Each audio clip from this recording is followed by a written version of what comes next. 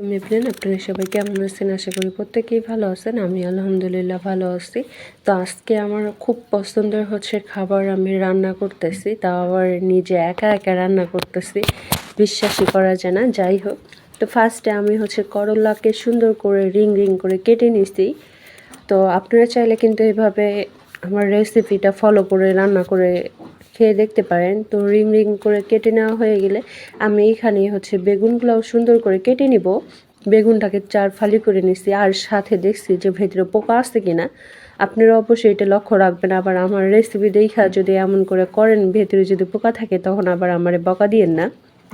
তাই অবশ্যই আপনারা পোকাটাকে দেখে নেবেন। দেন আমি করলা থেকে বিচিগুলো আলাদা করে নিতেছি, কারণ এই করলার বিচিগুলো আমার পছন্দ না। তো আপনাদের যাদের পছন্দ তারা নিয়ে নিতে পারেন। আমার যেহেতু পছন্দ না, তাই আমি এভাবে কিন্তু বিচিগুলোকে এখান থেকে বের করে নিছি। তো এরপর আমি বেগুনটাকে ভালো করে ধুয়ে এখানে আমি লবণ, হলুদ এবং মরিচের গুঁড়ো দিয়ে এটাকে ম্যারিনেট করে রেখে দিছি।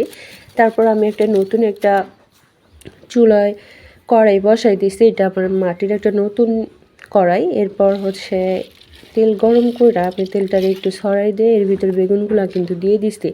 তো বেগুনটারে আমি সুন্দর করে এখানে ভাইজা নিতেছি। আর এখানে পুড়া যাওয়ার কোনো সম্ভাবনাই নেই, কারণ মাটির হাঁড়িতে জিনিস লেগে ধরে খুব কম। এরপর আমি করলাটাকেও ম্যারিনেট করে দিচ্ছি।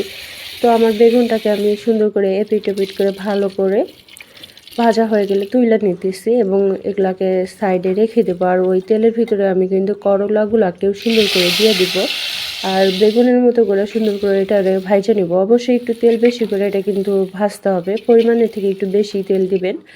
এরপরে দুইটাকে আমি সাইডে রাইখা দিতেছি এবং এখানে আমি বেগুন পুইরা নিতেছি। তো বেগুন পোড়া ভর্তা আমার অনেক পছন্দ, যদিও টক দিয়ে বেশি পছন্দ। তো তেঁতুল যেহেতু নাই, টক আমি এই জন্য দিতে পারি নাই। তো ফার্স্টে এগুলাকে আমি একটা শিকের মধ্যে নিয়ে সুন্দর করে পোড়াইতেছি।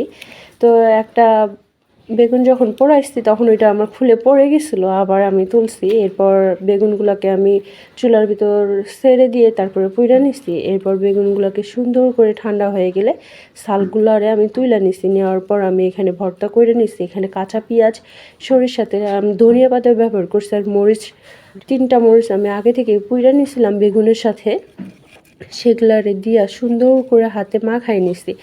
এরপর আপনারা বিশ্বাস করেন, ভিডিও এডিট যে করতেছি আমার জিভায় পানি আসতেছে, এমন একটা অবস্থা। তো যাই হোক, ভর্তা হয়ে গেলে আমি এখানে একে একে সাজাই নিতেছি। ফার্স্টে বেগুন ভাজি নিলাম, তারপর করলা ভাজি, এরপর আমি এখানে কালো জিরা ভর্তা নিছি, বেগুন ভর্তা নিছি, তারপর বুটের ডাল। মানে এক কথায় একদম অসাধারণ। আমার সব থেকে পছন্দের খাবারগুলোই আজকে রান্না হয়েছে। তো আপনারা কে কে এইসব খাবার পছন্দ করেন অবশ্যই আমাকে কমেন্টে জানাবেন। আমার তো ভীষণ পছন্দ, বিশেষ করে করলার বেগুন বা বেগুন ভর্তা ভাজি যাই হোক হইলে তো আর কোনো কিছু লাগে না। সব থেকে বেশি পছন্দ ভাজা এবং ভর্তা এই বেগুনটা। আর করলা এইভাবে ভাজা ভালো লাগলে জানাবেন। ধন্যবাদ।